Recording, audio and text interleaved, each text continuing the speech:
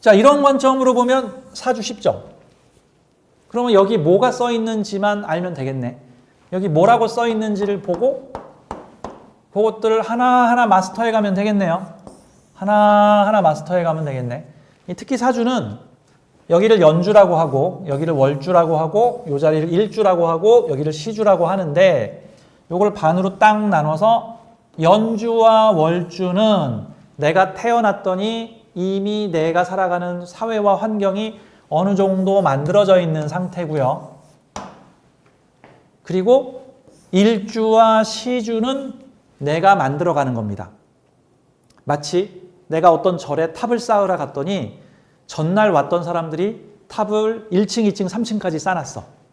그거를 기반으로 나는 거기에 어울리게 4층, 5층, 6층을 쌓아가는 거죠. 물론 1층, 2층, 3층이 좀 마음에 안 들면 내가 이렇게 손을 좀 봐줄 수는 있겠지만 그걸 허물어뜨리고 새로 만드는 건 곤란해. 그러니까 내 부모 사회가 이미 만들어 놓은 환경인 연주와 월주를 기반으로 이 연주와 월주의 인자를 내 것으로 만든 후에 일주와 시주의 미션을 수행해 나가는 것, 중년과 장년에 이런 형태입니다. 자, 사주는 시간과 공간을 알려준다라고 제가 얘기를 했는데 아까 전에 시간에 대한 얘기를 했죠. 이제 공간에 대한 얘기를 좀 해볼게요. 사주는 시간상으로는 여기 인생 전반부, 여긴 중반부, 이렇게 일주와 시주는 후반부가 되는데 시간적으로는, 공간적으로는 연주와 월주는 내가 살아가는 사회, 일주와 시주는 내가 만들어가는 환경이자 일종의 나의 나와바리, 내가 만든 환경, 내가 개척한 나하고 가까운 곳을 말합니다. 그래서 사회와 나가 되는 거예요. 사회궁에 있는 4개의 글자는 내가 살아가는 사회가 가지고 있는 핵심 인자이고 일주와 시주에 있는 인자는 나의 인자입니다.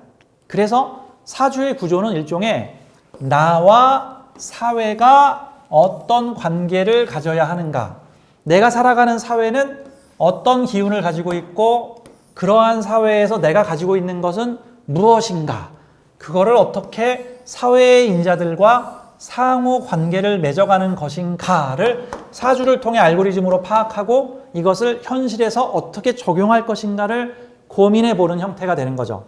가령 이제 제가 지금 사주 문법에 대해서 지금 맛보기 설명을 드리고 있는 겁니다. 가령 사회에 관이라는 게 많어. 이 관은 현실에서는 보통은 직장 조직 같은 걸 말하는 겁니다. 자, 사회가 강한 관으로 둘러싸여 있어. 근데 나는 기술을 가지고 있어. 그러면 이 사주는 어떻게 볼 수 있죠? 강한 관성의 사회 속에서 살아가는 기술을 가진 나라는 뜻이에요.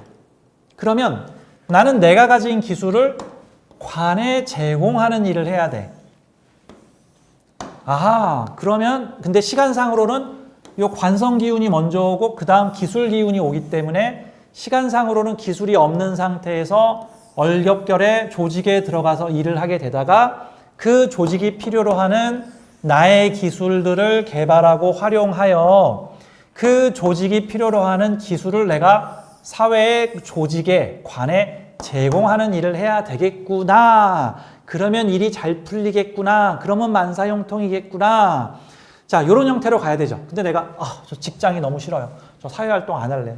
저 직장 안 다닐래요. 저 사회의 권위가 너무 싫어요. 그래서 이거를 제껴버리면, 그리고 나의 기술을 만들면, 그러면 문제가 이 관이 작아가지고 이 관을 요만하게 만들어버리면 나중에 내가 기술을 크게 만들어도 내 기술을 받아가는 회사가 작아. 내가 컴퓨터를 잘 고치는 기술을 만들었는데 맨날 동네 개인 컴퓨터 고치러 다녀. 무슨 큰 기업의 서버를 고치고 좀 그래야 돈이 되는데. 이런 형태들로 사주들은 일종의 나와 사회의 관계에 대해서 얘기를 해준다. 그래서 시간과 공간을 같이 보여주는 아주 오묘한 학문이다. 이런 관점으로 보면 되겠습니다. 자, 이 편은 앞으로 저하고 같이 얘기를 많이 할 건데, 자, 참고로 이 얘기만 좀 더 할게요. 사주를 형식론으로 보지 마세요. 사주를 형식론으로 본다는 게 뭐냐면은 제가 좀 이런 비유를 한번 해볼게. 내가 조선의 왕인데 청나라 사신이 왔어. 근데 내가 청나라 말을 못 알아들어. 그래서 그 청나라 사신이 뭔가 칼을 차고 와가지고는 뭐라고 막 나한테 얘기를 하고 있는데 내가 그 사람이 하는 말을 못 알아들으니까 쟤 뭐라고 하는 거지? 그러면 이제 어떻게 보게 되죠? 칼을 찾고 옆에 호위병이 2-3명 붙어 있고 뭐 이상한 짐 같은 거를 들고 왔고 말을 막 급하게 빠르게 하고 있고 막 신발에 진흙이 묻어 있고 그거를 보고 저놈은 나를 암살하러 온 나쁜 놈일 것이다. 이렇게 판단 분석을 하는 거는 옳아요, 안 옳아요? 경솔할 수 있겠죠. 중요한 거는 지금 그 사람이 무슨 말 하고 있는지를 알아야 되는데, 즉 사주가 나에게 무슨 얘기를 하고 있는지를 알아야 되는데 그거를 모르면 그냥 형식으로 보게 되는 거야. 야, 목하고 화가 적당히 균형을 잡아야 되는데 한쪽이 너무 많아. 같은 글자가 너무 반복돼 있어. 무슨 메시지인지 모르겠는데 이러면은 안 좋은 사주 같아. 이렇게 표현을 하는 게 형식으로 보는 거예요. 사주는 물론 형식이 도움이 될 때도 있는데 형식의 비중은 사실 20% 30%에 불과하고 중요한 거는 이 쓰여 있는 내용이 중요한 거야. 마치 사람 볼 줄 모르는 사람이 그 맞선을 보러 갔는데 소개팅에 온 사람이 막 청바지를 입고 막 머리가 헝클어진 상태에서 막 허겁지겁 땀을 흘리면서 달려온 것을 보고 이 사람은 성의가 없으니 너는 불합격. 그거는 맞을 수도 있지만 나는 척 보면 알아요 하는 사람들한테는 이 사람 성의가 안 돼 있어. 어떻게 청바지를 입고 이곳에 허겁지겁 뛰어와? 미리 1시간 전에 와서 기다렸어야지. 이런 판단법이 맞을 수도 있지만 지금 그 사람이 지금 무슨 중요한 일을 하고 있는데 무슨 100억 갚을 수도 있는 거고 자기 비즈니스를 하고 또는 의사인데 지금 막 수술을 하다가 왔을 수도 있는 거고 중요한 건 그 사람이 지금 무슨 말을 하고 있는지를 좀 들어봐 줘야 되는 거죠. 그래서 사주는 무엇라고 써 있는지를 보는 것이 중요하지 형식 논리에 치중하지 마라. 사실 형식을 중요시하게 보는 건 말을 못 알아듣기 때문이다. 아니면 들으려는 생각이 없다든가. 그래서 사주는 스토리텔링으로 풀어야 한답니다. 형식으로만 보려고 하지 마세요. 요